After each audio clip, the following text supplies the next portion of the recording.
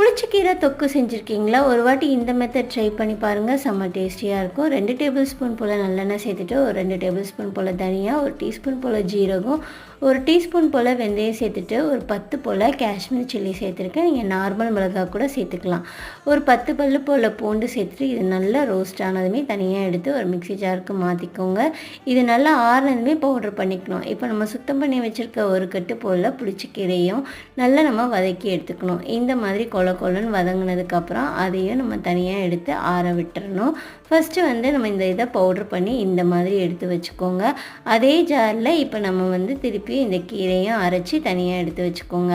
இப்போ அதே கடாயில் அரைச்ச விழுதை சேர்த்துட்டு ஒரு 2 டேபிள் ஸ்பூன் போல் எண்ணெய் சேர்த்துட்டு நல்லா வதங்கட்டும்.